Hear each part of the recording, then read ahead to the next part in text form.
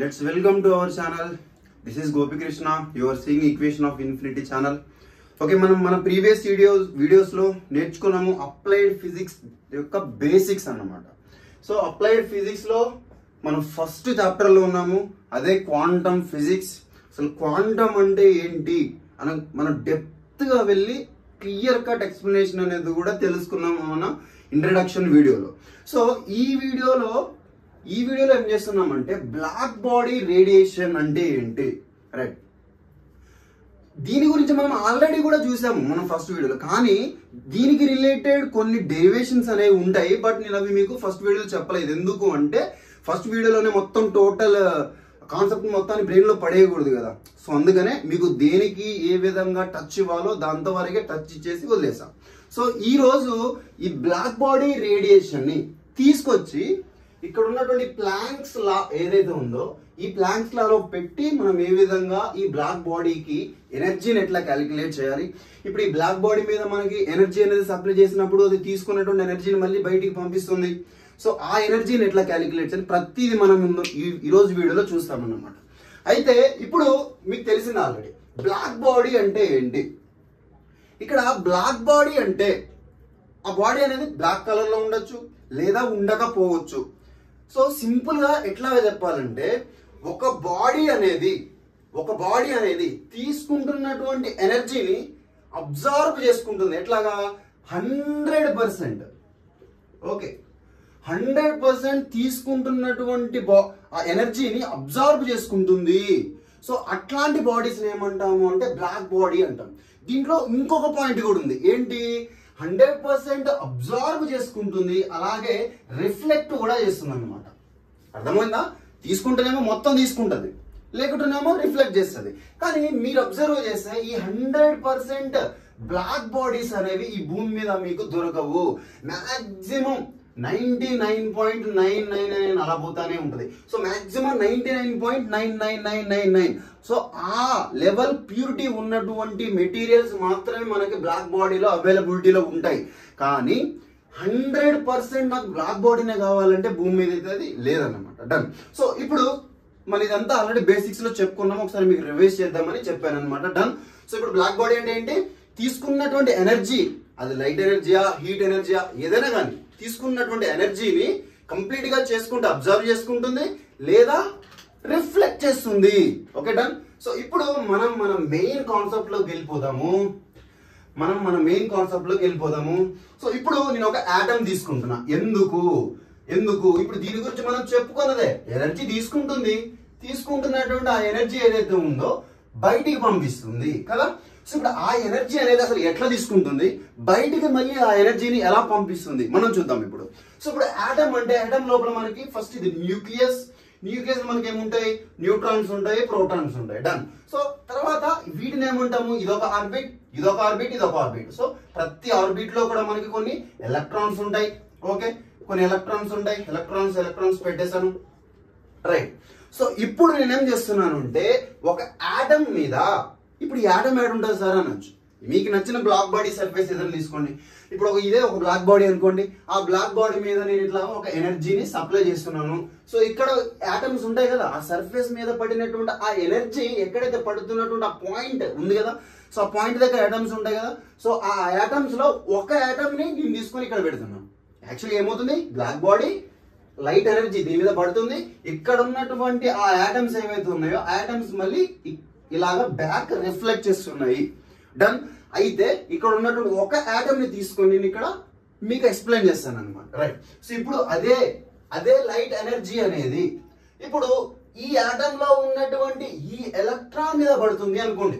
Okay, so ఇప్పుడు ఈ atom లో ఉన్నటువంటి ఈ ఎలక్ట్రాన్ మీద పడుతుంది అనుకున్నప్పుడు ఇప్పుడు ఇంకొక ఆర్బిట్ కూడా ఉంది అనుకోండి, మీకు ఇంకా క్లియర్ గా అర్థమవుతుంది. సో ఇప్పుడు ఎప్పుడైతే ఈ ఎలక్ట్రాన్ మీద ఈ బయట నుంచి వచ్చినటువంటి ఎనర్జీ పడిందో అప్పుడు మనందరికి తెలిసినటువంటి పాయింట్ ఏంటి? ఇక్కడ ఈ ఆర్బిట్ లో ఉన్నటువంటి ఎలక్ట్రాన్ అనేది ఎగ్జైట్ అయ్యి పైన ఆర్బిట్ లోకి వెళ్ళిపోతుంది. ఫర్ సపోజ్ ఇక్కడ ఉన్నటువంటి ఎలక్ట్రాన్ మీద పడింది అనుకోండి, అప్పుడేమవుతుంది దీని యొక్క ముందున్నటువంటి ఆర్బిట్స్ దగ్గరికి వెళ్తుంది. ఎందుకు వెళ్తుంది ఇది ఎవరు చెప్పరు, నేను చెప్తా వినండి. ఇప్పుడు ఇక్కడ ఉన్నటువంటి ఈ ఫస్ట్ ఆర్బిట్ ఏదైతే ఉందో దానికి ఒక fixed point of energy level ఉంటుంది. అండ్ ఈ సెకండ్ ఆర్బిట్ కి ఒక fixed point of energy level ఉంటుంది. ఈ థర్డ్, ఈ ఫోర్త్, అంటే ఆటమ్ లో ఉన్నటువంటి ప్రతి ఆర్బిట్ కి కూడా ఒక fixed point of energy level ఉంటుంది. అయితే ఎప్పుడైతే బయట నుంచి మనకు ఒక ఎనర్జీ అనేది వచ్చి ఈ ఎలక్ట్రాన్ మీద పడుతుందో అప్పుడు ఆ ఎలక్ట్రాన్ అనేది ఆ ఎనర్జీని అబ్జార్బ్ చేసుకుని దానికి ఉన్నటువంటి ఎనర్జీ కన్నా ఎక్కువ ఎనర్జీని గెయిన్ చేస్తుంది. అర్థమైందా? సో ఎప్పుడైతే ఎలక్ట్రాన్ దానికి కావాల్సినటువంటి ఎనర్జీ కన్నా ఎక్కువ ఎనర్జీని గెయిన్ చేస్తుందో అప్పుడు ఆటోమేటిక్ గా మనకు తెలుసు ఏంటి, ఈ ఆర్బిట్ కి ఒక పర్టికులర్ ఎనర్జీ లెవెల్ ఉంటుంది. ఎప్పుడైతే ఎలక్ట్రాన్ ఎనర్జీని గెయిన్ చేస్తుందో ఈ ఆర్బిట్ ఎనర్జీ లెవెల్ ని క్రాస్ అవుతుంది కదా. సో అప్పుడేమవుతుంది, ఆటోమేటిక్ గా ఈ ఎలక్ట్రాన్ కి ఏ ఎనర్జీ లెవెల్ అయితే మ్యాచ్ అవుతుందో అక్కడికి జంప్ అవుతుంది. అదే రీజన్. సో ఇప్పుడు అర్థమవుతుందా ఇక్కడ ఎలక్ట్రాన్ అనేది మీకు హైయర్ లెవెల్లోకి ఎందుకు జంప్ అవుతుందో? డన్. అర్థమైంది కదా? డన్. ఇప్పుడు ఏమవుతుంది అంటే ఎలక్ట్రాన్ ఎప్పుడైతే హయ్యర్ లెవెల్ ఉన్నటువంటి ఆర్బిట్స్ లోకి షిఫ్ట్ అయిందో, జంప్ అయిందో, అప్పుడు వెంటనే మళ్ళీ ఏమవుతుంది, ఎక్కువసేపు అక్కడ ఉండదు, అది అన్స్టేబుల్ అన్నమాట. అక్కడికి వెళ్తుంది, మళ్ళీ వెంటనే దాని యొక్క స్టేబుల్ స్టేట్ కి వచ్చేస్తుంది. స్టేబుల్ స్టేట్ అంటే ఏంటి, ఎలక్ట్రాన్ అనేది ఎనర్జీ అప్లై చేయక ముందు అది ఉన్నటువంటి ఒరిజినల్ పొజిషన్. ఓకే, సో ఈ ఎలక్ట్రాన్ అనేది, ఎలక్ట్రాన్ మీద మన ఎనర్జీ అనేది అప్లై చేయక ముందు ఉన్నటువంటి ఒరిజినల్ పొజిషన్ ఇది. కాబట్టి ఎప్పుడైతే నువ్వు దీని మీద ఎనర్జీని సప్లై చేసావో ఆ ఎనర్జీని అమౌంట్ గెయిన్ చేసుకొని మనకి ఇక్కడ హయ్యర్ లెవెల్కి వెళ్ళిపోయింది. సో అది మనకి అక్కడ ఎప్పుడు ఉండదు. సో కాబట్టి దాని ఎనర్జీ అక్కడ లూజ్ అయ్యి మళ్ళీ దాని యొక్క ఒరిజినల్ స్టేట్ కి వస్తుంది. రైట్. సో ఇక్కడ మనకు అసలైనటువంటి కీ పాయింట్ ఉందన్నమాట. ఎప్పుడైతే ఈ ఎలక్ట్రాన్ ఎనర్జీని గెయిన్ చేసి హయ్యర్ లెవెల్ కి వెళ్ళిందో అక్కడి నుంచి మళ్ళీ బ్యాక్ వస్తున్నప్పుడు మరి దీని దగ్గర ఎనర్జీ ఉంది కదా. సో మరి ఇక్కడ ఉన్నటువంటి ఎనర్జీ లెవెల్ ఏంటి, ఒక పర్టికులర్ ఫిక్స్డ్ పాయింట్ ఎనర్జీ ఉంటుంది ఈ లెవెల్ కి. మరి ఇక్కడ ఉన్న ఎలక్ట్రాన్ మరి ఈ లెవెల్లోకి రావాలి అంటే దీనికి ఉన్నటువంటి ఎనర్జీని కోల్పోవాలి. ఎందుకు కోల్పోవాలి అంటే ఈ ఎనర్జీ లెవెల్ కన్నా ఎక్కువ ఎనర్జీ దీని దగ్గర ఉంది కదా. సో ఇప్పుడు ఎక్కువ ఎనర్జీ దీని దగ్గర ఉంది కాబట్టి హైయర్ లెవెల్లో ఉంటుంది. బట్ అది అన్స్టేబుల్ కాబట్టి ఇది దాని ఒరిజినల్ లెవెల్లోకి రావాలి. కాబట్టి ఈ ఒరిజినల్ లెవెల్ యొక్క ఎనర్జీ ఎంతైతే ఉందో ఆ ఎనర్జీని మ్యాచ్ చేసుకోవడం కోసం ఈ ఎలక్ట్రాన్ అనేది దాని దగ్గర ఉన్నటువంటి ఎక్స్ట్రా ఎనర్జీని బయటికి పంపిస్తుంది. అర్థమైందా? సో ఆ ఎక్స్ట్రా ఎనర్జీని మనం ఏమంటామంటే రేడియేషన్ అంటాం. ఓకే, సో ఆ రేడియేషన్ అనేది కొన్నిసార్లు లైట్ ఫామ్ లో రావచ్చు, లేదా కొన్నిసార్లు హీట్ ఫామ్ లో రావచ్చు, చెప్పలేము మనం. అది ఎట్లాగైనా రావచ్చు. కొన్నిసార్లు గామా రేస్, బీటా రేస్, చెప్పలేము. సో అది ఆటమ్ యొక్క నేచర్ మీద డిపెండ్ అయ్యి ఎట్లాంటి రేస్ అనేవి మనకి బయటకు వస్తాయి అనేది తెలుస్తుంది అనమాట. డన్.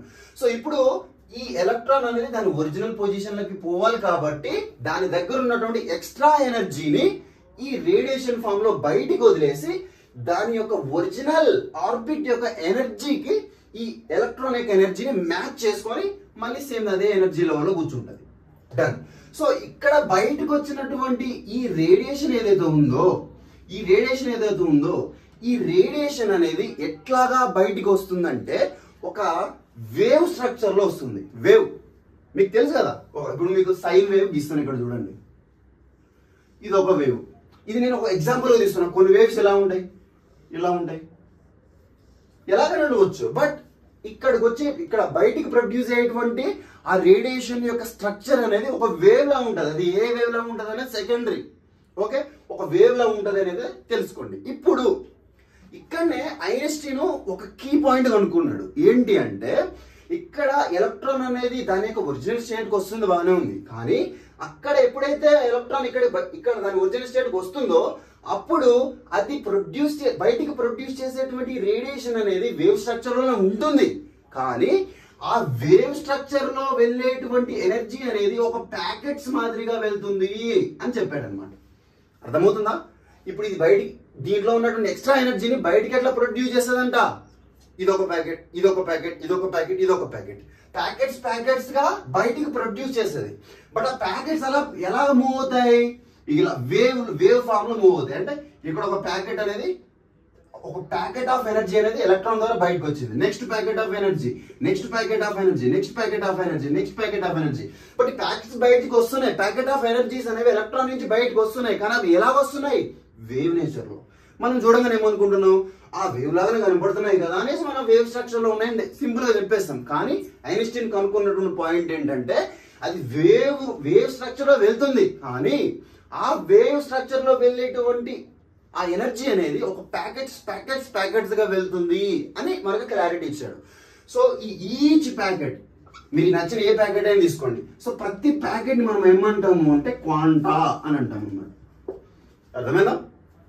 సో ఇక్కడ ప్రతి ప్యాకెట్ కూడా మనం ఏమంటాం అంటే క్వాంటా, అంటే ఇది ఒక క్వాంటా, ఇదొకటి వీటన్నిటిని కూడా క్వాంటా అంటాం. ఇప్పుడు ఇంతసేపు మనం మాట్లాడుకున్నాం ఇది ఒక ఎనర్జీ ప్యాకెట్ అని, ఇది ఒక ఎనర్జీ ప్యాకెట్ అని. సో ఇప్పుడు ఈ రేడియేషన్ అంటే ఎనర్జీ, ఆ ఎనర్జీ ఎంత ప్రొడ్యూస్ అయింది బయటికి మనకి ఎట్లా తీయాలి? రైట్, ఇప్పుడు ఈ రేడియేషన్ బయటికి ప్రొడ్యూస్ అయింది, ఆ రేడియేషన్ అమౌంట్ ఎంత తెలియాలి అంటే ఇప్పుడు ఫర్ సపోజ్ ఇదే రేడియేషన్ ఇది అని నేను కొద్దిసేపు అనుకుంటే ఇదే వేవ్ లో ఇక్కడ ప్యాకెట్ ఉంది, ఇక్కడ ప్యాకెట్ ఉంది, ఇక్కడ ఈ వేవ్ నిండా ప్యాకెట్స్ ఉన్నాయి. సో ప్రతి ప్యాకెట్ ఆఫ్ ఎనర్జీ నేను కలుపుకుంటూ పోతే నాకు టోటల్ ఎనర్జీ వస్తుంది కదా. సో అప్పుడు నేను ఏం చేస్తున్నా అంటే ఈ ప్యాకెట్ ఎనర్జీ క్యాలిక్యులేట్ చేస్తా, ఈ ప్యాకెట్ ఎనర్జీ క్యాలిక్యులేట్ చేస్తా, ఈ ప్యాకెట్. సో ఈ వేవ్ లో ఉన్నటువంటి ప్రతి ప్యాకెట్ ఎనర్జీని నేను క్యాలిక్యులేట్ చేసి టోటల్ గా సమ్ చేసుకుంటే నాకు బయటకు వస్తున్నటువంటి ఆ రేడియేషన్ యొక్క టోటల్ ఎనర్జీ అనేది తెలిసిపోతుంది. ఓకేనా? సో ఇప్పుడు ఈ ప్యాకెట్ ఆఫ్ ఎనర్జీని అంటే క్వాంటా, ఆ క్వాంటాని మనం ఎట్లా క్యాలిక్యులేట్ చేయాలి అంటే ఐన్స్టీన్ ఒక స్టేట్మెంట్ ఇచ్చాడు. ఏంటి అంటే సో ఇప్పుడు వేవ్ ఫామ్ లో బయటకు వస్తేనే బాగానే ఉంది. ఈ బయటకు వచ్చేటువంటి ప్రతి క్వాంటా యొక్క ఎనర్జీ ఏదైతే ఉందో ఫస్ట్ నేను ఒక్కటి తీసుకుంటున్నా, తర్వాత మనం అన్నిటినీ కామన్ గా తీసుకొని చెప్పుకుందాం. సో ప్రతి క్వాంటా, ప్రతి ప్యాకెట్ యొక్క ఎనర్జీ ఏదైతే ఉందో ఈ ప్యాకెట్ ఆఫ్ ఎనర్జీ అనేది ప్రపోర్షనల్ గా ఉంటుందంట. దేనికి? Frequency of the wave. అర్థమైందా? దీని ఏమంటాం అంటే frequency of this wave. Frequency అంటే ఏంటి? ఇప్పుడు ఇక్కడ చూడండి, ఫ్రీక్వెన్సీ అంటే సింపుల్ గా చెప్పేస్తాం. సో ఇక్కడ టైం అంటే ఇప్పుడు టైం అనేది ఇక్కడ 0 seconds లో ఉందనుకోండి, ఇక్కడ సెకండ్ 1 అయింది, ఇక్కడ 2 seconds, ఆ తర్వాత ఇక్కడ 3 seconds అయింది అనుకోండి. సో ఇప్పుడు ఒక పాయింట్ ఏంటంటే ఇక్కడి నుంచి ఇక్కడికి 1 యూనిట్, ఇక్కడి నుంచి ఇక్కడికి 1 యూనిట్. అంటే ఈ వేవ్ 0 నుంచి 1 దగ్గరికి రావడానికి ఎంత టైం అయితే పట్టిందో మళ్ళీ 1 నుంచి 2 దగ్గరికి రావడానికి కూడా అంతే టైం పట్టింది. ఇప్పుడు ఏమవుతుంది అంటే ఈ 1 యూనిట్ ఆఫ్ టైంలో మనకి ఒక కంప్లీట్ వేవ్ వచ్చింది. డన్. సో అదే యూనిట్ ఆఫ్ టైంలో ఎన్ని నెంబర్ ఆఫ్ వేవ్స్ అనేవి ప్రొడ్యూస్ అవుతున్నాయి అని చెప్పేది ఫ్రీక్వెన్సీ. ఇప్పుడు ఈ 1 యూనిట్ ఆఫ్ టైంలో నాకు ఒక 10 వేవ్స్ వచ్చాయి అనుకోండి, అప్పుడు ఎలా ఉంటాయి? ఒక్కటే యూనిట్ ఆఫ్ టైంలో నాకు 10 వేవ్స్ వస్తాయి. ఇదే పైన రాస్తున్నా, ఇట్లా ఉంటుంది. అవునా? ఇదొక వేవ్, ఇదొకటి అట్లాగా. సో ఇది ఏమంటే ఇక్కడ అర్థమవుతుంది మీకు ఇక్కడ పాయింట్. సో ఈ 1 యూనిట్ ఆఫ్ టైంలోనే మనకు ఎక్కువ వేవ్స్ ప్రొడ్యూస్ అవుతున్నాయి, దాన్ని మనం ఫ్రీక్వెన్సీ అంటాం.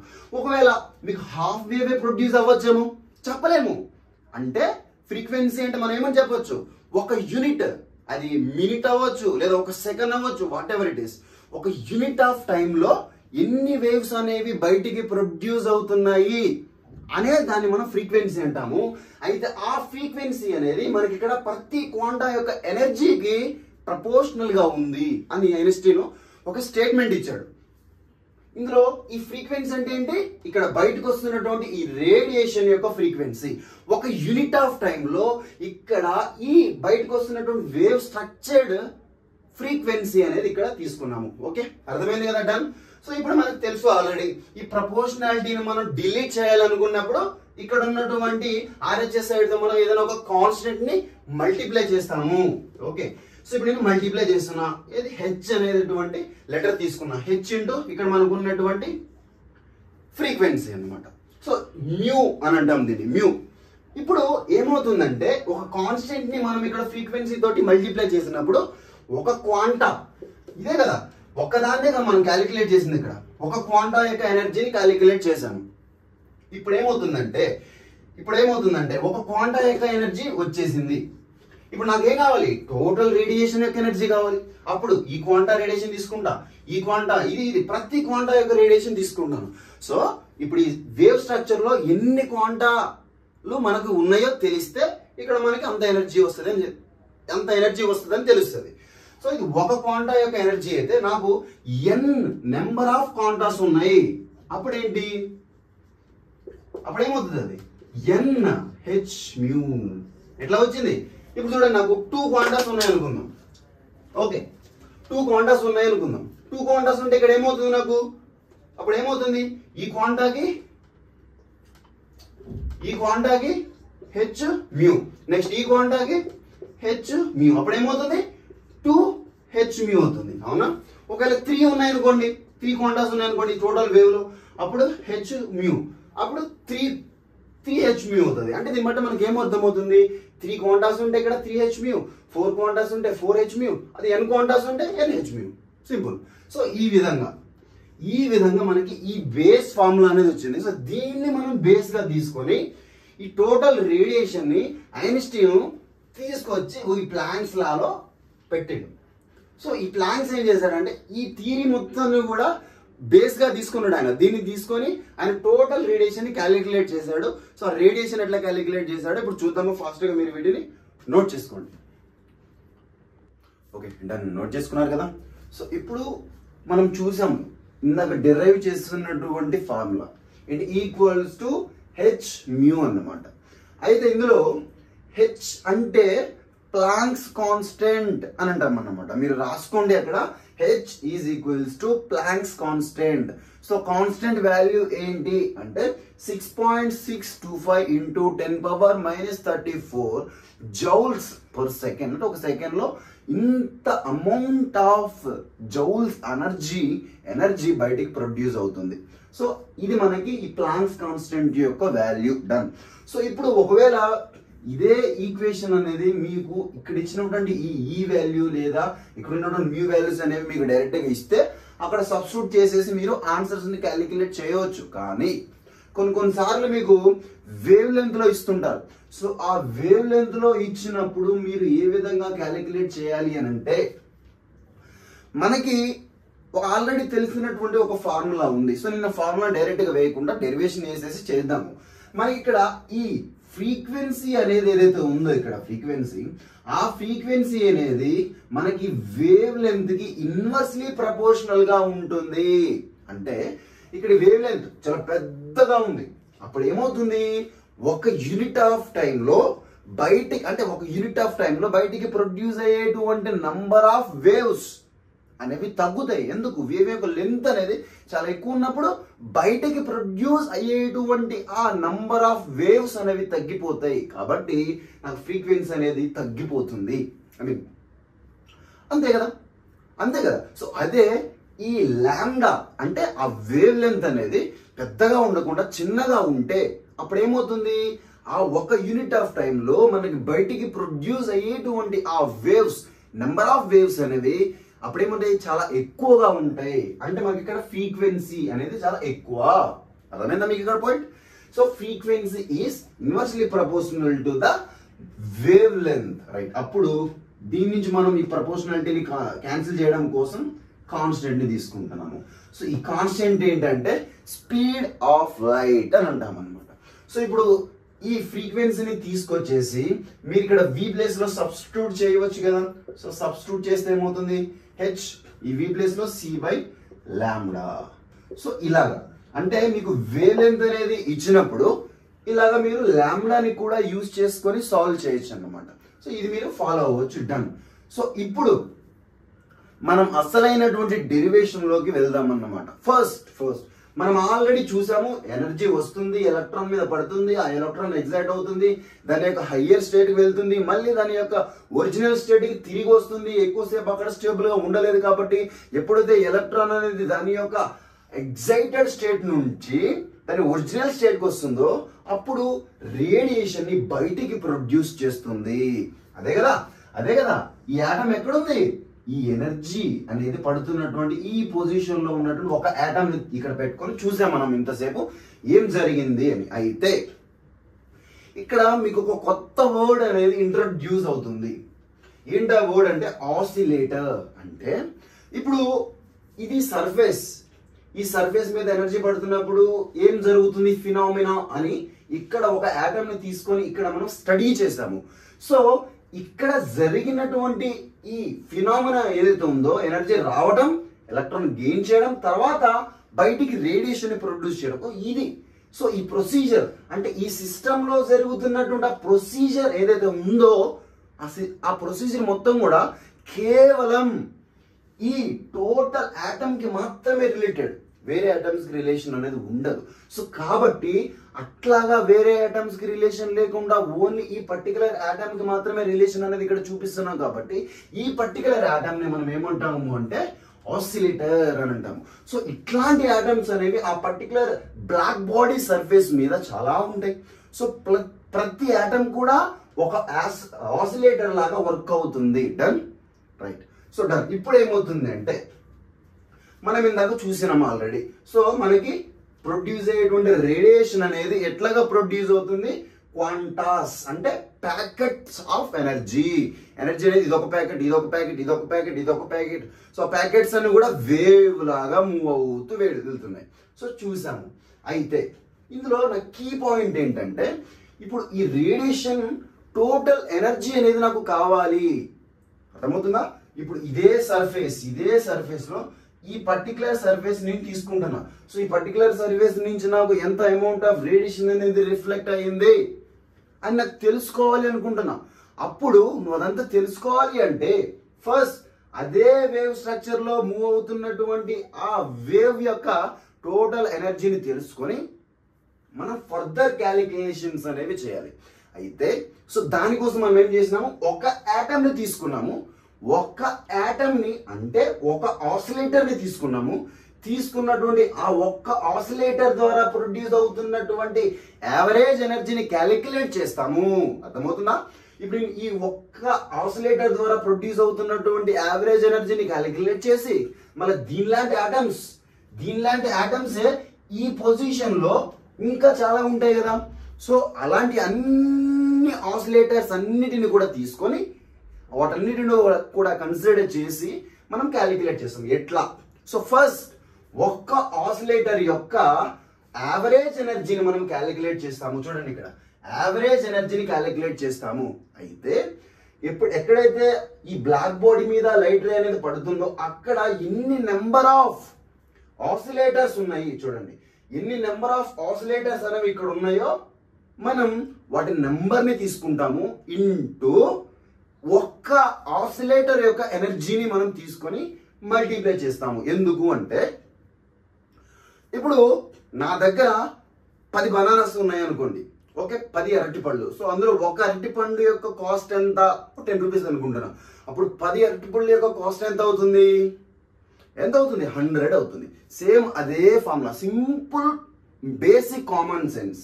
ఇక్కడ ఒక ఆటమ్ కి ఇంత యావరేజ్ ఎనర్జీ ఉంటే ఇక్కడ ఎన్ని number of atoms or oscillators ఉంటే అంత అమౌంట్ అనేది ఇక్కడ ప్రొడ్యూస్ అవుతుంది. అర్థమైందా? సో వచ్చినటువంటి ఆ ఎనర్జీ ఇంటూ ఇక్కడ చూడండి డివి అంటే ఏంటి? Energy density. అంటే ఇక్కడ మనం ఒక పర్టికులర్ పాయింట్ లో చూసాము. అర్థమవుతుందా? ఒక పర్టికులర్ పాయింట్ ఆఫ్ ప్లేస్ లో మనం ఈ టోటల్ నెంబర్ ఆఫ్ ఆసిలేటర్స్ నుంచి ప్రొడ్యూస్ అవుతున్నటువంటి యావరేజ్ రేడియేషన్ ఎనర్జీని చూసాము. అయితే ఇప్పుడు ఈ డివి ఏం డినోట్ చేస్తుంది అంటే ఈ టోటల్ వాల్యూమ్ ఏదైతే ఉందో బాడీలో ఉన్నటువంటి ఆ టోటల్ వాల్యూమ్ ఏదైతే ఉందో ఆ వాల్యూమ్ లో నుంచి బయటికి ప్రొడ్యూస్ అవుతున్నటువంటి టోటల్ ఎనర్జీని ప్రొడ్యూస్ చేస్తుంది. ఇప్పుడు ఎట్లాగా అంటే చూడండి, సో ఈ పర్టికులర్ పాయింట్ నుంచి ప్రొడ్యూస్ అవుతున్నటువంటి ఎనర్జీ ఈ number of oscillators into average energy of oscillators, ఈ రెండు థింగ్స్ డినోట్ చేశాయి. డన్. అయితే ఇట్లాంటి ఇందాక మళ్ళీ సేమ్ బనానాస్ ఎగ్జాంపులే. సో ఇక్కడ ఉన్నటువంటి ఈ పర్టికులర్ పాయింట్ కి ఇంత amount of average energy produce అవుతాయి. అట్లాంటి కొన్ని నంబర్ ఆఫ్ పాయింట్స్ ని రిప్రజెంట్ చేసుకుంటూ వెళ్తే మనకి టోటల్ వాల్యూ అనేది వస్తుంది. సో ఈ టోటల్ సర్ఫేస్, ఈ టోటల్ వాల్యూమ్ ని రిప్రజెంట్ చేయడం కోసం మనం డివి తీసుకున్నాము. అంటే డెన్సిటీ. అర్థమవుతుందా? Density of the energy point ఇక్కడ మీకు అర్థమైంది కదా. దాంట్లో నుంచి అంటే ఈ టోటల్ వాల్యూమ్ లో నుంచి బయటికి ప్రొడ్యూస్ అవుతున్నటువంటి టోటల్ ఎనర్జీ, దాన్ని మనం ఏమంటాము అంటే ఎనర్జీ డెన్సిటీ అని అంటాము. అర్థమైంది కదా ఇక్కడ మీకు పాయింట్. సో ఈ వాల్యూమ్ లో నుంచి టోటల్ ఎనర్జీ ఎంత ప్రొడ్యూస్ అవుతుంది నాకు తెలియాలి అంటే ఫస్ట్ ఈ ఒక్క యూనిట్, ఈ ఒక్క పాయింట్ ఆఫ్ టైంలో, ఈ ఒక్క యూనిట్ పాయింట్ ఆఫ్ ప్లేస్ నుంచి నాకు ఎంత ఎనర్జీ బయటికి ప్రొడ్యూస్ అవుతుందో దాన్ని నేను బేస్గా తీసుకొని ఈ టోటల్ని క్యాలిక్యులేట్ చేస్తాను. సో ఇది నాకు చాలా స్మాల్ స్ట్రిప్ అనుకోవచ్చు మీరు. ఇంకా స్ట్రిప్ అంటే చాలా చిన్న ప్లేస్. సో దాన్ని నేను డీవీతో రిప్రజెంట్ చేశాను. ఇక్కడ కూడా మీరు చూడండి, డీవీ అంటే ఆ స్మాల్ స్ట్రిప్, అది ఇంటూ ఇది ఇదేం రిప్రజెంట్ చేస్తుంది అంటే ఈ టోటల్ వాల్యూమ్ యొక్క ఎనర్జీని రిప్రజెంట్ చేస్తుంది. డన్. ఇక్కడ మీకు పాయింట్ అనేది, ఇది మీనింగ్ అనేది మీకు క్లియర్గా అర్థమైంది. Okay done, right. ఇప్పుడు ఇది మనకి క్లియర్గా అర్థమైంది. ఇప్పుడు మనం ఏం చేయాలి, first average energy of oscillators calculate చేయాలి. అంటే ఈ ఆటమ్ ఆర్ ఈ ఆసిలేటర్ ఏదైతే ఉందో, ఈ ఆసిలేటర్ నుంచి బయటికి ప్రొడ్యూస్ అవుతున్నటువంటి ఈ రేడియేషన్స్ ఏవైతే ఉన్నాయో, not only this only electron, అంటే ఈ ఒక్క ఎలక్ట్రాన్ నుంచే మనకి రేడియేషన్ అనేది రాదు కదా, చాలా ఎలక్ట్రాన్స్ ఉన్నాయి. సో చాలా రేడియేషన్స్ బయటకు వస్తాయి. సో అవన్నీ మనం స్టడీ చేయలేము కాబట్టి వాటన్నిటికి మనం యావరేజ్ని తీసుకుంటున్నాము. సో అది నేను ఇక్కడ క్యాలిక్యులేట్ చేస్తున్నాను. రైట్. సో ఇప్పుడు మీకు average energy of this atom produced number of radiations, అంటే ఆటమ్ ప్రొడ్యూస్ చేస్తున్నటువంటి నెంబర్ ఆఫ్ రేడియేషన్స్ అన్నిటి యొక్క యావరేజ్ మనం తీసుకుంటున్నాము. ఇప్పుడు మీ క్లాస్ తీసుకోండి, మీ క్లాస్లో ఎగ్జామ్స్ అయ్యే రిజల్ట్స్ వచ్చాయి అనుకుంటే, ఇప్పుడు మీ క్లాస్ యొక్క యావరేజ్ పాస్ రేట్ ఎంత అని అన్నప్పుడు, మీ క్లాస్లో ఎంతమంది స్టూడెంట్స్కి అయితే పాస్ అయినారో వాళ్ళందరి రిజల్ట్స్ని మనం సమ్ చేసి divided by number of students passed అని తీసుకుంటాము. అంతే కదా, number of results of the each individual student by some of మనకు న్యూమరేటర్ ఏమని ఉంటుంది, some of each individual student result by denominator ఏముంటుంది, నెంబర్ ఆఫ్ స్టూడెంట్స్. సేమ్ గదే ఫార్ములా. అంటే మనకి ఇక్కడ ఏం కావాలి, ఇప్పుడు ఎనర్జీ యొక్క యావరేజ్ ఎనర్జీ అనేది కావాలి. యావరేజ్ ఎనర్జీ అంటే ఇప్పుడు ఏం కావాలి, ఈ ఆసిలేటర్ లో ఉన్నటువంటి రేడియేషన్స్, అర్థమవుతుందా, ఈ రేడియేషన్ లో ఉన్నటువంటి ప్రతి క్వాంటం. సో ఇప్పుడు ఈ ఒక రేడియేషన్ ఎనర్జీ గురించి నేను డిస్కస్ చేయాలి అంటే అసలు ఆ రేడియేషన్ ఎనర్జీ లోపల ఏమున్నాయి, మనకి క్వాంటాలు ఉన్నాయి.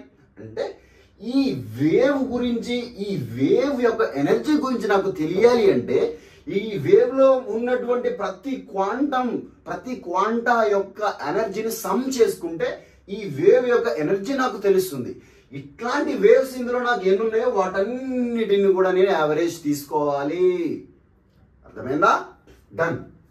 సో ఫస్ట్ ఇక్కడ నేను ప్రతి క్వాంటా యొక్క ఎనర్జీని నేను తెలుసుకోవాలి కదా, అర్థమవుతుందా మీకు ఇక్కడ పాయింట్? ప్రతి క్వాంటా యొక్క ఎనర్జీని తీసుకోవాలి.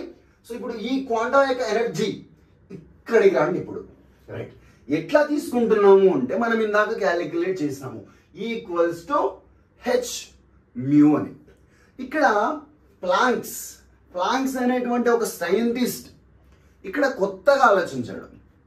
ఏంటి అంటే ఇంతకు ముందే కనుక్కున్నటువంటి ఒక ఫార్ములా, ఎవరు వాళ్ళు కనుక్కుంది, మ్యాక్స్వెల్స్ బోల్ట్జ్మాన్. ఈ ఇద్దరు సైంటిస్టులు ఏం చేశారంటే, గ్యాసియస్ ఆటమ్స్ ఉంటాయి, అంటే గ్యాస్ ఆటమ్స్, అవి మూవ్ అవుతున్నటువంటి వాటి యొక్క వెలాసిటీని బేస్ గా తీసుకొని, లేదా ఒక సిలిండర్ లో గ్యాస్ ని నింపినప్పుడు ఆ సిలిండర్ లోపల ఉన్నటువంటి ఆ gas molecules or gas atoms ఏవైతే ఉన్నాయో వాటి యొక్క ఎనర్జీని స్టడీ చేయడం కోసం ఈ మ్యాక్స్వెల్స్ అండ్ బోల్ట్జ్మాన్స్ ఈ ఇద్దరు సైంటిస్టులు కూడా ఈ ఫార్ములాని క్యాలిక్యులేట్ చేశారు. ఇక్కడ ఎన్ ఏం రిప్రజెంట్ చేస్తుంది, ఈచ్ ఆటమ్ యొక్క ఎనర్జీ, ఈచ్ ఆటమ్ ని రిప్రజెంట్ చేస్తుంది. ఇక్కడ కూడా అంతే, ఇక్కడేం రిప్రజెంట్ చేస్తుంది అంటే ఈచ్ క్వాంటాని రిప్రజెంట్ చేస్తుంది. ఆ విధంగా ఇక్కడ ప్లాంక్స్ అనేటువంటి సైంటిస్ట్ ఈ గ్యాసియస్ ఆటమ్ కి రిలేటెడ్ అయినటువంటి ఈ ఫార్ములాని బేస్ గా తీసుకొని తను ఇక్కడ అప్లై చేశాడు. చాలా హార్డ్ వర్క్ చేశాడు. అందుకనే ఈ టోటల్ క్యాలిక్యులేషన్స్ మొత్తానికి, ఈ టోటల్ హార్డ్ వర్క్స్ మొత్తానికి ప్లాంక్స్ లా అని పేరు పెట్టారు అనమాట. ఇది మెయిన్ రీజన్. అయితే ఇప్పుడు నేను ఈ క్వాంటా అండ్ ఈ క్వాంటా, ప్రతి క్వాంటా యొక్క టోటల్ ఎనర్జీని క్యాలిక్యులేట్ చేయాలి. అదే ఎనర్జీ ఇక్కడ చూడండి. So total energy, first quanta యొక్క ఎనర్జీ, సెకండ్ క్వాంటా యొక్క ఎనర్జీ, థర్డ్ క్వాంటా యొక్క energy, 4th 5th 6th 7th 8th అట్లా ఎన్ని క్వాంటాస్ ఉంటే అన్ని క్వాంటాస్ యొక్క ఎనర్జీ నేను సమ్ చేసుకోవాలి. అదే కదా sum of the energy of the quantas. అర్థమైందా? Sum of the energy of the quantas by number of quantas. Number of quantas అంటే మనకి ఎన్ని క్వాంటాస్ ఉన్నాయి. ఇప్పుడు ఈ ఫస్ట్ క్వాంటా, ఇది second, third, fourth, fifth, seventh. So ఇట్లా మనకి పైన ఎన్ని క్వాంటాస్ వస్తే అన్ని నెంబర్ ఆఫ్ క్వాంటాస్ ప్లే చేసి అక్కడ పెడతాము గిరి. సో ఇప్పుడు అప్లై చేద్దాము. డన్. సో ఇక్కడ మనకి ఈ మ్యాక్స్వెల్స్ బోల్ట్జ్మాన్స్ వీళ్ళు ఇచ్చినటువంటి ఈ ఫార్ములా ఏదైతే ఉందో ఆ ఫార్ములాలో ఈ ఎన్ అనేది ఏం రిప్రజెంట్ చేస్తుంది అని చెప్పుకున్నాము. ఈచ్ క్వాంటాని రిప్రజెంట్ చేస్తుంది అని చెప్పుకున్నాము. ఇదేం క్వాంటా? ఫస్ట్ ఇది ఎన్, 0 నుంచి స్టార్ట్ అవుతుంది అనమాట. n0 ఇదేంటి, n1 ఇదేంటి, n2, n3, n4, n5, n6 ఇలా పోతానే ఉంటది. ఎన్ని ఉంటాయి అన్ని. సో ఫస్ట్ నేను n0 కి క్యాలిక్యులేషన్ అనేది చేస్తున్నా. చూడండి, సేమ్ అదే ఫార్ములాలో నేను అప్లై చేస్తున్నా. ఇప్పుడు n0 నేను కనుక్కోవాలి. n0 ఈజ్ ఈక్వల్ టు, ఇప్పుడు ఇదే ఫార్ములాని n ప్లేస్ లో ఏం పెట్టాలి? అక్కడ 0 పెట్టాలి. ఇక్కడ నాకు n ఎక్కడ ఉంది? ఫార్ములా మిస్టేక్ రాసాను చూడండి. ఇక్కడ నాకు n ఉంటుంది. -n ఇంటూ h మ్యూ, ఇది మనకి కరెక్ట్ ఫార్ములా, రైట్. సో ఇప్పుడు చూడండి, ఇక్కడ n ప్లేస్ లో నాకు ఏముంది? అక్కడ 0 ఉంది, రైట్. ఇప్పుడు నేను ఇక్కడ నేను 0ని సబ్స్టిట్యూట్ అనేది చేయాలి. అంటే అక్కడ n0 e power -0 into h mu by k bt, ఇది మనకి ఫస్ట్. నెక్స్ట్ ఇప్పుడు ఈ క్వాంటాకి అయిపోయింది. నెక్స్ట్ n1 క్వాంటాకి క్యాలిక్యులేట్ చేస్తున్నాను. n1 సబ్స్టిట్యూట్, n0 ఇప్పుడు నాకు n అంటే ఏంటి? ఇక్కడ n అంటే 1 ఇప్పుడు. సో ఇక్కడ నేను n ప్లేస్ ఏం సబ్స్టిట్యూట్ చేయాలి? 1 సబ్స్టిట్యూట్ చేయాలి. సబ్స్టిట్యూట్ చేస్తున్నాను. n0 e power -1 h mu by k bt. ఓకేనా? సో ఇప్పుడు నేను n1 సబ్స్టిట్యూట్ చేశాను. నెక్స్ట్ ఏం కనుక్కోవాలంట? n2 కావాలంట. నెక్స్ట్ సో n2 ని పెట్టేసండి. ఇప్పుడు అంటే n అంటే ఇప్పుడు నాకేంటి? 2. ఇప్పుడు ఈ ప్లేస్ లో ఏం పెట్టాలి? 2 పెట్టాలి. So n0 e power -2 h mu by k suffix b into t. అదే కదా? సో ఇట్లా ఈ n వాల్యూ అనేది ఎంత వాల్యూ అవుతూ వెళ్తే నువ్వు అలా రాసుకుంటూ పోతానే ఉండాలన్నమాట. డన్. సో ఇప్పుడు అదే వచ్చినటువంటి ఈ వాల్యూస్ ఏవైతే ఉన్నాయో వాటిని తెచ్చేసి నేను ఇక్కడ పెడుతున్నా. చూడండి, so n suffix n is equals to n0 ఏమొచ్చింది? సేమ్ దాన్ని తీసుకొచ్చి ఇక్కడ రాయండి. e power -0 h mu by k bt into t plus next n1 రాయండి. ఏమొచ్చిందో? n0 e power -1 h mu by k suffix b into t. Done. So next ఏంటి? n2కి ఏమొచ్చిందో చూడండి అక్కడ. Next n0 e power -2 h mu by k suffix b into t plus ఇట్లా n. ఇప్పుడు ఏంటి? n3 కనుక్కుంటాం మనం అక్కడ. అంటే n అంటే ఏమవుతుంది? ఇప్పుడు నాకు అది 3 అవుతుంది.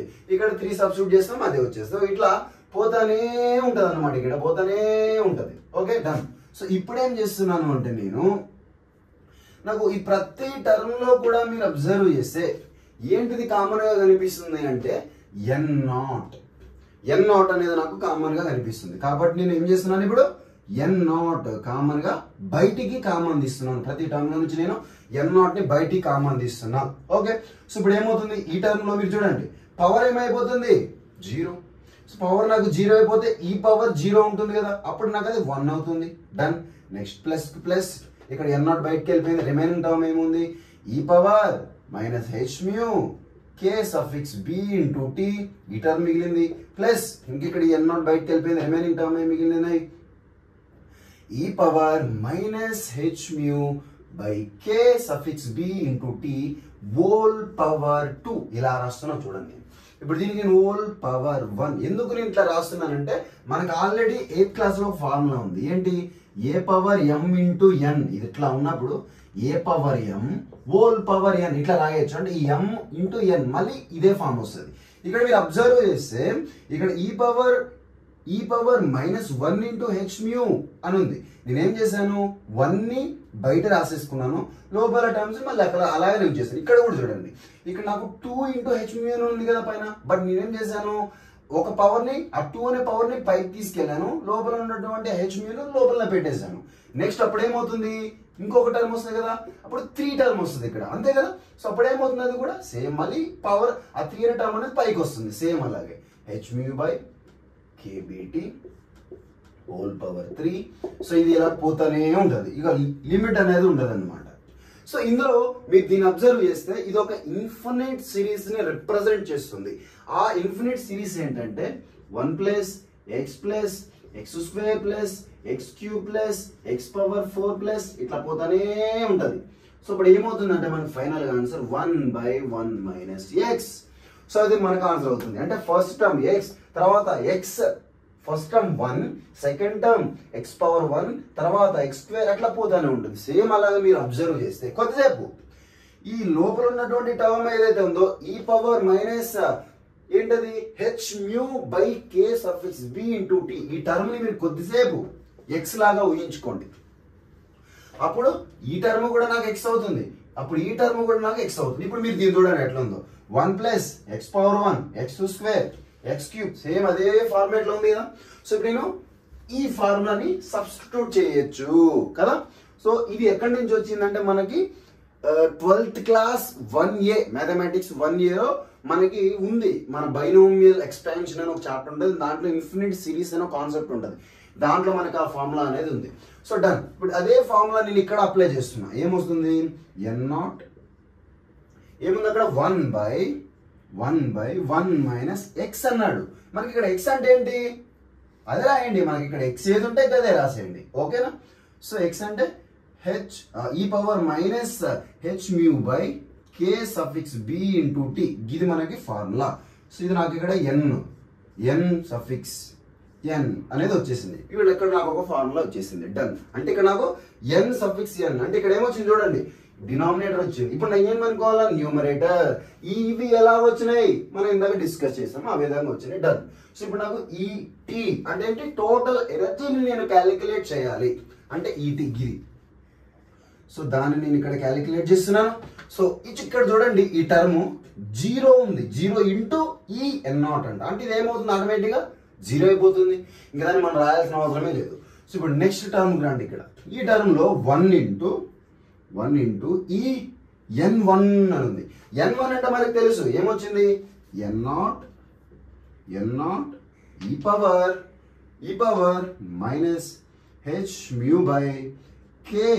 -hμ/kBT, ఇది ఒక టర్మ్. నెక్స్ట్ ఇప్పుడు మనకి మళ్ళీ థర్డ్ టర్మ్ అన్నమాట, ఏమున్నది 2e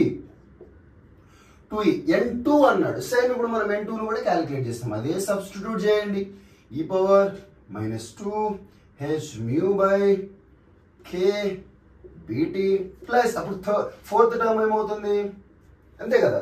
ఏది ఇక్కడ మనకి, ఇది నాకు first term, second term, third term, ఇది నాకు ఫోర్త్ టర్మ్ అనమాట. సో ఇదే నేను ఇక్కడ రాస్తున్నా, okay. n0 e power -3hμ/kBT. So plus ఇట్లా పోతానే ఉంటుంది, ఇన్ఫినిట్ వరకు పోతానే ఉంటుంది దానికి, ఓకే. ఇప్పుడు మీరు దీన్ని అబ్జర్వ్ చేస్తే దీంట్లో మీరు అబ్జర్వ్ చేస్తున్నట్టు ప్రతి టర్మ్ లో నాకు కామన్ గా కనిపిస్తున్నటువంటిది ఏంటి, ఈ టర్మ్ ఏదైతే ఉందో ప్రతి టర్మ్ లో కూడా కామన్ గా కనిపిస్తుంది. సో అందుకే నేను ఏం చేస్తున్నానంటే ఈ టర్మ్ ని ప్రతి దాంట్లోంచి కామన్ గా బయటికి తీస్తున్నా. చూడండి ఏమవుతుందో, ఈ n0 e పవర్ -hμ/kBT. ఇప్పుడు నేను ఈ టర్మ్ ని బయటికి కామన్ తీసాను, అప్పుడు నాకు ఇదేమైపోతుంది, 1 అయిపోతుంది. ప్లస్ ఇప్పుడు దీంట్లో ఈ n ఈ e ఇవి కూడా బయటకు వచ్చేసాయి. సో దీంట్లో కూడా ఒక టర్మ్ బయటకు వచ్చేసింది. ఇక్కడ నాకు e పవర్ 2 అని ఉంది. అంటే ఇప్పుడు నేను ఈ a² అని అంటే ఇప్పుడు నేను ఏం రాయొచ్చు, a × a అని రాయొచ్చు కదా. సేమ్ అలాగే ఇక్కడ నాకు e పవర్ -2hμ/kBT ఇలా ఉన్నప్పుడు అంటే దీని హోల్ పవర్ ఎంత ఉన్నట్టు, ఇందాక చూసాం ఇక్కడ హోల్ పవర్ ఎంత ఉన్నట్టు, 2 ఉన్నట్టు. అంటే దీనికి కొద్దిసేపు a అనుకుంటే సేమ్ ఇలా రాయొచ్చు కదా, a × a అని. సో ఇప్పుడు నేను ఆ రెండు ఈ a × a లో ఒక a ని బయటికి కామన్ తీసుకుంటాను, ఎందుకు ప్రతి టర్మ్ లో నాకు అది కామన్ గా కనిపిస్తుంది కాబట్టి. అర్థమైందా మీకు ఇక్కడ పాయింట్. సో ఇప్పుడు ఒకటి బయటకు వెళ్ళిపోతే నాకు ఇక్కడ 2 నుంచి ఒకటి బయటకు వెళ్ళిపోయింది కాబట్టి ఇప్పుడు ఒకటి ఉంటుంది అన్నమాట, అది right. -hμ/kBT plus 3e sorry మనకి ఈ అని ఇవన్నీ బయటకు వచ్చేసాయి, ఇవన్నీ బయటకు వచ్చేసాయి. ఇక్కడ రాసేసాము చూడండి, ఇప్పుడు దీంట్లో ఒకటి బయటకు వెళ్ళిపోయింది. ఓకే, సో ఇప్పుడు దాంట్లో ఒకటి బయటకు వెళ్ళిపోతే ఇప్పుడు 3లో ఒకటి పోతే 2 ఉంటుంది. H mu by kBT plus ఇట్లా పోతానే ఉంటుంది, ఇన్ఫినిటీ వరకు వెళ్తానే ఉంటుంది. ఇప్పుడు ఇది కూడా ఎట్లా కనిపిస్తుంది అంటే ఓకే ఇక్కడ 2 మిస్ అయింది చూడండి, 2 ఈ టర్మ్లో మనకి 2 రాదు, 2 మిస్ అయింది. సో ఇప్పుడు ఇది నాకు ఎలా కనిపిస్తుంది అంటే సేమ్ అదే సబ్జెక్ట్లో అదే ఇన్ఫినిటీ సిరీస్ కాన్సెప్ట్స్ లో ఇంకొక ఫార్ములా ఉంది. ఏంటి అంటే అది 1 + 2x + 3x² + 4x³ ప్లస్ ఇట్లా పోతానే ఉంటుంది ఇది కూడా. సో దీనికి ఆన్సర్ ఏమవుతుంది అంటే 1/1 - x హోల్ స్క్వేర్ కాదన్నమాట దానికి ఫార్ములా. ఇప్పుడు సేమ్ మీరు అబ్జర్వ్ చేయండి, దీనికి కొద్దిసేపు x అనుకోండి. Okay done. సో ఇప్పుడు సార్ ఇంకొక స్టెప్ రాస్తాం మీకోసం, అప్పుడు మీకు ఇంకా క్లియర్గా అర్థమవుతుంది. చూడండి, n0 e⁻ h μ by k⁴b into t 1 plus ఏముంది ఇక్కడ 2 e⁻ h μ by kbt whole power 1. అంతే కదా, ఇక్కడ నాకు ఎంత పవర్, ఇక్కడ పవర్ 1 ఉంది కదా, పవర్ నాకు ఇక్కడ పవర్స్ లో 1 × h μ కదా. సో ఇక్కడ 1 ని పైకి తీసుకెళ్ళిపోతున్నా ఇందాక చేసిన దాని ప్రకారంగా. సో ఇప్పుడు next plus 3 e⁻ h μ by kbt. So ఇప్పుడు దీని పవర్ 2. నెక్స్ట్ ప్లస్ దీనికి ఒక పవర్ వస్తుంది, ఇక్కడ 4 అవుతుంది. అప్పుడు e⁻ h μ by kbt whole power, ఇక్కడ స్క్వేర్ ఉంది కాబట్టి ఇక్కడ నాకు క్యూబ్ ప్లస్ ఇలా పోతానే ఉంటుంది అనమాట. అర్థమైందా మీకు ఇక్కడ పాయింట్? ఇప్పుడు చూడండి 1 + 2x, ఇప్పుడు దీన్ని కొద్దిసేపు x అనుకుంటే అప్పుడు ఇక్కడ కూడా x టర్మ్ వచ్చింది, ఇక్కడ కూడా అంటే సేమ్ టర్మ్స్ ఇవన్నీ కూడా. ఇప్పుడు నాకు ఇది 1 + 2x + 3x², ఈ లోపల టర్మ్ x కదా. సో ఇప్పుడు పైన పవర్ 3x² + 4 ఇది x³ సేమ్ ఇదే ఫార్ములా. చూడండి సేమ్ ఇదే ఫార్ములాలో ఉంది కాబట్టి అదే సేమ్ ఫార్ములా నేను ఇక్కడ అప్లై చేస్తున్నా. అంటే ఏముంది అక్కడ నాకు 1/1 - x హోల్ స్క్వేర్ అని ఉంది. సో ఇప్పుడు ఇక్కడ ఏం మిగిలిపోయింది మనకి, ఇక్కడ n0 e⁻ h μ by kbt. ఇప్పుడు దీంట్లో మనం ఈ ఇన్ఫినిట్ సిరీస్ కి మనం ఆ ఫార్ములాని అప్లై చేస్తున్నాం. అప్పుడు ఏమవుతుంది 1/1 - x. x అంటే మనకి ఏముంది ఇక్కడ e⁻ h μ by kb into t, ఇది హోల్ స్క్వేర్ ఉంటుంది అన్నమాట. అర్థమైందా? ఇప్పుడు ఇదేంటి మనకి ET టోటల్ ఎనర్జీ అన్నమాట. ఇప్పుడు నాకేం కావాలి, యావరేజ్ ఎనర్జీ అనేది నేను క్యాలిక్యులేట్ చేయాలి. సో ఇప్పుడు నాకు n వచ్చింది, టోటల్ ఎనర్జీ వచ్చింది. ఇప్పుడు రెండింటిని తెచ్చేసి ఇందులో సబ్స్టిట్యూట్ చేసుకుంటాను, నాకు average energy of single oscillator వస్తుంది. అంటే ఇంకో టర్మ్ వస్తుంది. సో దాన్ని తెచ్చేసి ఇక్కడ సబ్స్టిట్యూట్ చేస్తాం.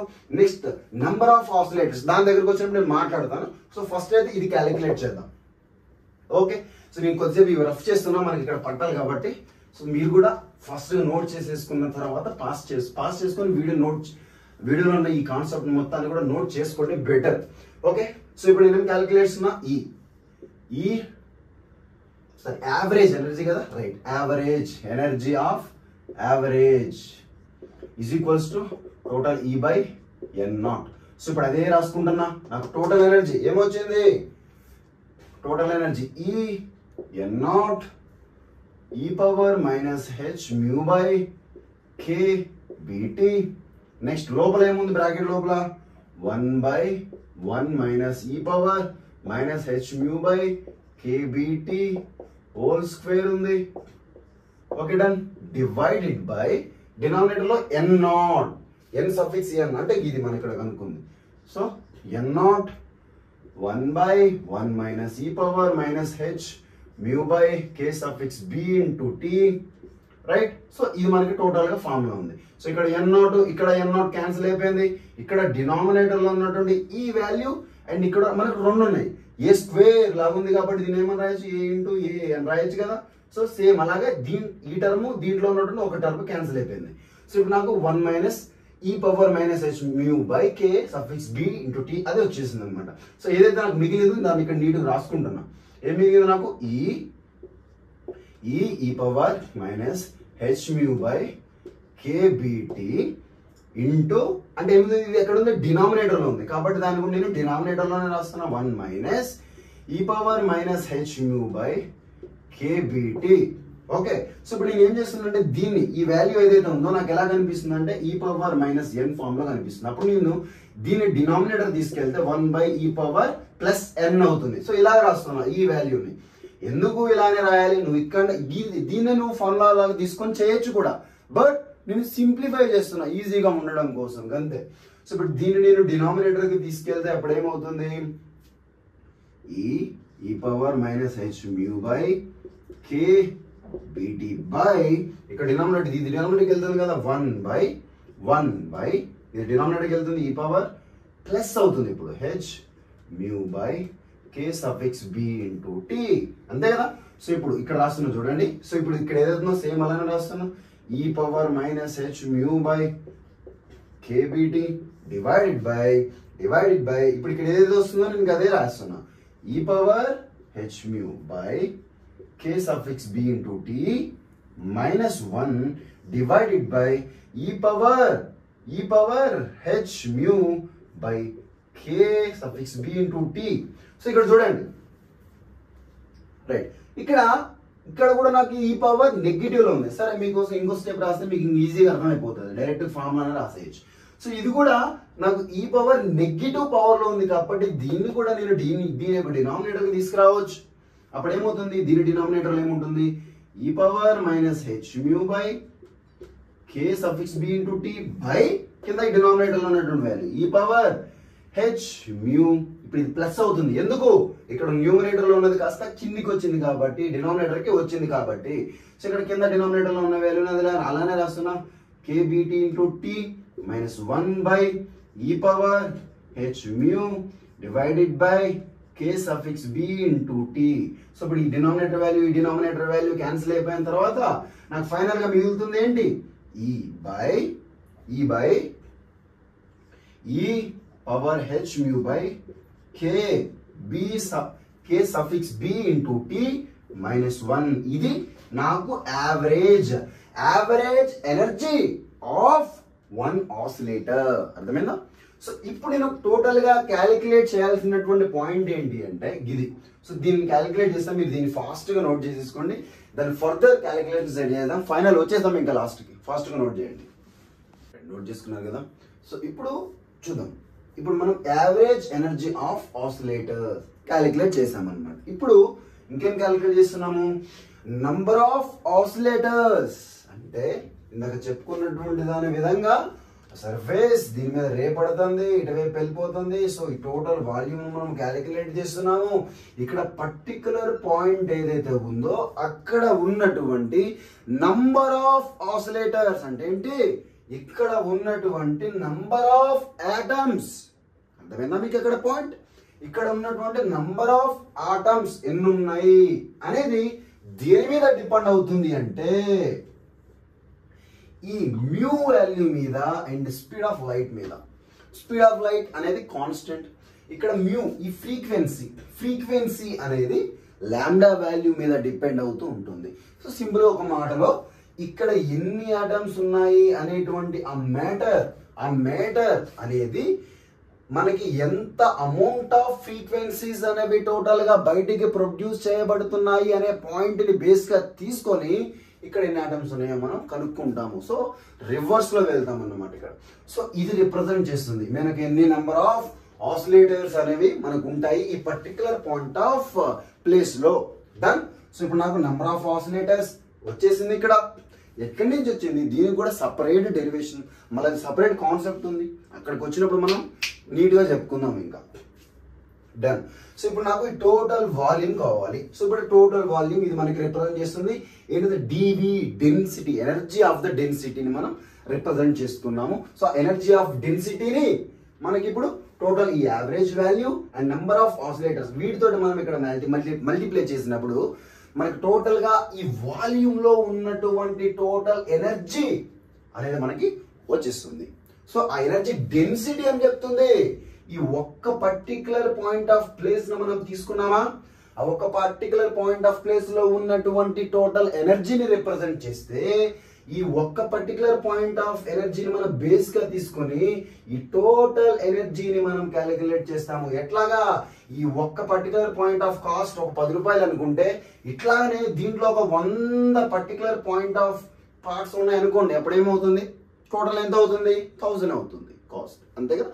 సేమ్ అదే మనం కామన్ సెన్స్ రిలేటెడ్ ఫార్ములాని మనం ఇందులో అప్లై చేస్తే ఇది మనకు తెలుసు. సో ఇట్లాంటి పార్ట్స్ దీంట్లో కొన్ని n నెంబర్ ఆఫ్ ఉంటాయి అనమాట. ఆ n నెంబర్స్ అంటే ఇది దీని మీద డిపెండ్ అవుతుంది. ఇన్ని నెంబర్ ఆఫ్ ఆసిలేటర్స్ అనేవి ఉంటాయి. సో కాబట్టి దీన్ని మనం బేస్ గా తీసుకొని టోటల్ వాల్యూమ్ మనము క్యాలిక్యులేట్ చేస్తున్నాము. డన్. ఇప్పుడు అక్కడ ఏదైతుందో సేమ్ అదే రాస్తున్నా. EV DV is equal to what? Number of oscillators. ఏంటి మనకి ఇక్కడ ఉంది? 8 pi mu cube by C cube into ఏమొచ్చింది ఇక్కడ? Average energy of the oscillators. ఇది కదా మనకి average energy of the oscillators అంటే. సో అదే రాస్తున్నాను. E by E power H mu by K suffix B into T, ఇంకేముంది? -1 ఇంటూ డివి. అంతేనా? అక్కడ ఉంది లాస్ట్ లో మనకి. మనకు తెలుసు ఇక్కడ ఈ అంటే ఏంటి అని. ఈ అంటే మనకు తెలిసింది ఏంటది? H mu. మనం స్టార్టింగ్ లోనే కనుక్కున్నటువంటి ఫార్ములా. సో ఈ హెచ్ మ్యూని చేసి మీరు ఎక్కడ పెట్టేస్తే అదే మనకి ఫైనల్ ఫార్ములా. లేకపోతే మీరు ఎట్లనైనా ఉంచుకోవచ్చు. సో ఇది మనకి ఫైనల్ ఫార్ములా. ఏంటి? ఈ పర్టికులర్ వాల్యూమ్ ఆఫ్ ప్లేస్ లో మనకి ప్రొడ్యూస్ అయినటువంటి టోటల్ ఎనర్జీ. అర్థమైందా మీకు ఇక్కడ పాయింట్? సో ఒక పర్టికులర్ క్వాంటా నుండి మనం టోటల్ వాల్యూమ్ కి ఏ విధంగా ఈ ప్లాంక్ అనేటువంటి ఒక సైంటిస్ట్ క్యాలిక్యులేషన్స్ అనేవి చేసి ఫార్ములాని ఐడెంటిఫై చేశాడో మీరు చూశారు. డన్. ఇక్కడ ఈ ఫార్ములా మొత్తం కూడా దేని మీద డిపెండ్ అవుతుంది? మ్యూ వాల్యూ మీద డిపెండ్ అవుతుంది. ఒకవేళ కొన్నిసార్లు మీకు ఇస్తాడు మళ్ళీ ఏమని, లాంబ్డా అంటే వేవ్ లెంత్ ని బేస్ గా చేసుకొని చేయండి అని అడుగుతాడు. అప్పుడేం చేస్తారు? మీకు తెలుసు ఆల్రెడీ మ్యూ అంటే ఏంటి. మనం ఇందాక అక్కడ చేసాము. Mu is equals to c by lambda అని మనం చేసాము. సో ఇప్పుడు ఈ మ్యూ ప్లేస్ లో సి బై లాంబ్డాని సబ్స్టిట్యూట్ చేస్తే అప్పుడు మనకి టోటల్ ఫార్ములా ఎలా మారిపోతుంది? వేవ్ లెంత్ లోకి కన్వర్ట్ అయిపోతుంది. ఎందుకు? ఇక్కడ సి అనేది కాన్స్టెంట్ కాబట్టి. ఓకే. సో ఇక్కడ వేవ్ లెంత్ లోకి కన్వర్ట్ అయిపోతుంది కాబట్టి ఈజీగా ఇంకా మీకు ఇచ్చినటువంటి క్వశ్చన్ కి రిలేటెడ్ వేవ్ లెంత్ క్వశ్చన్ ఏదైతే ఉంటుందో మీరు దానికి ఇక్కడ ఈ ఫార్ములాని అప్లై చేసి చేయొచ్చు. ఓకే. డన్. సో ఇప్పుడు మొత్తం నేర్చేసుకున్నారు కదా. గొంతు పోతుంది మిత్రమా. ఇప్పటికే జలుబు ఉంది మొత్తానికి. ఇట్లానే మాట్లాడుతూనే ఉన్నాను. వాయిస్ మొత్తం పోతుంది. Okay, no problem. సో మొత్తానికి అయితే మనం ఈ బ్లాక్ బాడీ రేడియేషన్ మొత్తాన్ని క్యాలిక్యులేట్ చేయగలిగాము యూజింగ్ ప్లాంక్స్ లా. ప్లాంక్స్ అనేటువంటి సైంటిస్ట్ ఇచ్చినటువంటి పాస్టులేట్స్ లేకుంటే స్టేట్మెంట్స్, అతను ఇచ్చిన డెరివేషన్స్ మనం బేస్ గా తీసుకొని టోటల్ గా ఫార్ములా మనం క్యాలిక్యులేట్ చేసేసాము. గింతే. Very very very simple. దీని తర్వాత మనం మళ్ళీ నెక్స్ట్ కాన్సెప్ట్ లో కలుద్దాము. మీకు నచ్చితే ఈ కాన్సెప్ట్ చెప్పిన విధానం మీకు నచ్చితే లైక్ చేయండి. లేకపోతే డిస్లైక్ చేసి ఎక్కడ మీకు నచ్చినటువంటి పాయింట్ ఉందో అది కామెంట్ చేయండి. I will definitely 100% correct my self. ఓకేనా? సో డెఫినెట్ గా మనం అందరం కలిసి వెళ్ళాలి. ఇది నేను ఒక్కడనే కష్టపడితే అవ్వదు. మనందరం కలిసి యుద్ధం చేయాలి. ఎందుకు? మీ జీవితాలను మీరు డెవలప్ చేసుకోవడం కోసం, నా జీవితాన్ని కూడా నేను డెవలప్ చేసుకోవడం కోసం. ఇది మీకు అండ్ నాకు అద్భుతమైనటువంటి ప్లాట్ఫామ్. దీన్ని మనం అద్భుతంగా వాడుకుందాము. డన్. మళ్ళీ మనం నెక్స్ట్ వీడియోలో కలుద్దాం. Thank you for giving this golden opportunity. Thank you.